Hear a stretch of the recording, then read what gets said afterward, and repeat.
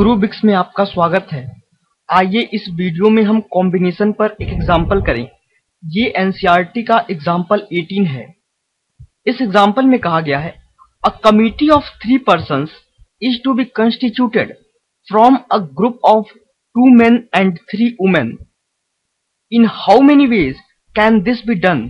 ये first part है। और सेकेंड पार्ट में हमें क्या निकालना है, how many of these committees would consist of 1 man and 2 women। हमारे पास 2 मेन और 3 वुमेन का ग्रुप है।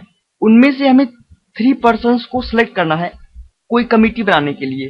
दैट मीन्स टोटल पर्सन आपके पास कितने अवेलेबल हैं, 5 persons।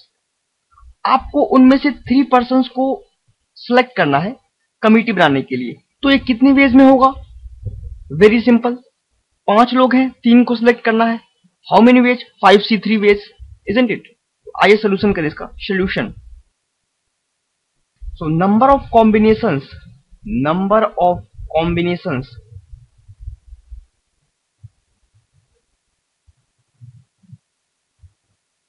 ऑफ 5 different persons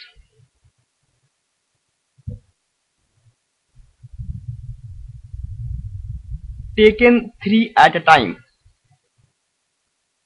कितने होंगे, that is equals to 5C3।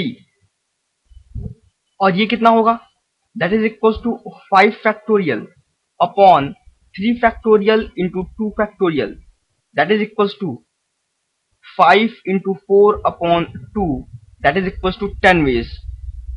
तो कमिटी कितने वे में फॉर्म की जा सकती है, 10 वेज में। नाउ सेकेंड पार्ट, क्वेश्चन के सेकेंड पार्ट में क्या कहा गया है, how many of these committees would consist of 1 man and 2 women। हमें उन कमिटीज का नंबर बताना है जिसमें 1 मैन और 2 वुमेन हो। पहले वाले केस में कोई कंडीशन नहीं थी, तो हमने क्या देखा था कि कमिटी बनाने के कितने तरीके हैं, 5C3 वेज। सेकेंड पार्ट में हमें कंडीशन दी गई है कि उस कमिटी में 1 मैन हो और 2 वुमेन हो। हमारे पास मेन कितने हैं, 2 मेन्स। हमें 2 मेन में से 1 मैन सेलेक्ट करना है। 2 मेन में से 1 मैन सेलेक्ट करने के कितने तरीके होते हैं, 2C1। सिमिलरली हमारे पास कितनी वुमेन है, 3 वुमेन्स हैं। और हमें कितनी वुमेन चाहिए कमिटी के लिए, 2 वुमेन। तो 3 वुमेन में से 2 वुमेन सेलेक्ट करने के कितने तरीके होंगे, 3C2 वेज। और ये दोनों काम कैसे करने हैं, हमें सक्सेसिवली करने हैं। तो कौन सा प्रिंसिपल हम यूज करेंगे, fundamental principle of multiplication. So number of committees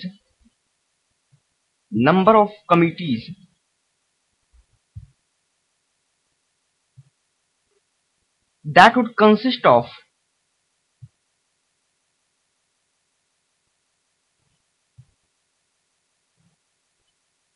1 man and 2 women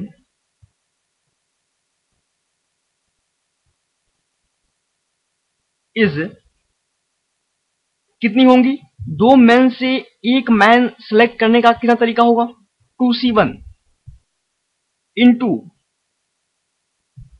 3 women से 2 वुमेन सेलेक्ट करने के कितने तरीके होंगे, 3C2, इजंट इट।